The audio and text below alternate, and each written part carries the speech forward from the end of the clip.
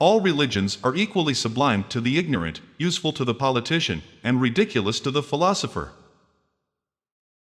So it is more useful to watch a man in times of peril, and in adversity to discern what kind of man he is, for then at last words of truth are drawn from the depths of his heart, and the mask is torn off, reality remains.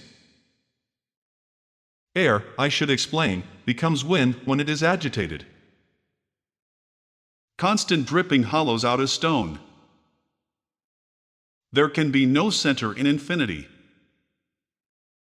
Watch a man in times of adversity to discover what kind of man he is, for then at last words of truth are drawn from the depths of his heart, and the mask is torn off.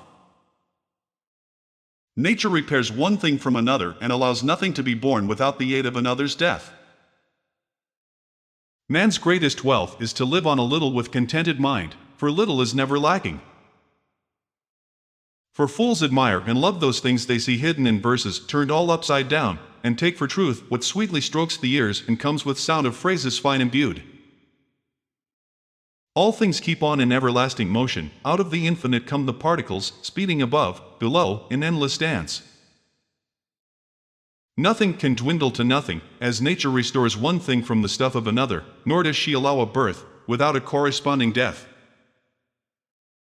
There is nothing that exists so great or marvelous that over time mankind does not admire it less and less. For whatever changes and leaves its natural bounds is instant death of that which was before. Burning fevers flee no swifter from your body if you toss under figured counterpanes and coverlets of crimson than if you must lie in rude homespun. Nothing exists but amalgams of matter and space. And so, through the blank of void, all things must fall at equal speed, though not of equal weight. So far as it goes, a small thing may give analogy of great things, and show the tracks of knowledge. Visible objects therefore do not perish utterly, since nature repairs one thing from another and allows nothing to be born without the aid of another's death. We, peopling the void air, make gods to whom we impute the ills we ought to bear. Nothing appears as it should in a world where nothing is certain. The only certain is the existence of a secret violence that makes everything uncertain. There is not anything which returns to nothing, but all things return dissolved into their elements. The atoms in it must be used over and over again, thus the death of one thing becomes necessary for the birth of another. Whenever a thing changes and quits its proper limits, this change is at once the death of that which was before. If within would hide flame and smoke and ash, then wood consists of things unlike itself.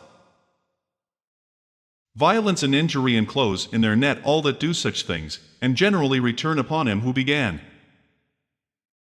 Words pass through walls and slip past lock and key, and numbing cold seeps to our very bones. Rather, there must be seeds, unseen, combined 895 in many ways and common to many things. He does not see that all things slowly weaken and fall to ruin, too worn out by ages past.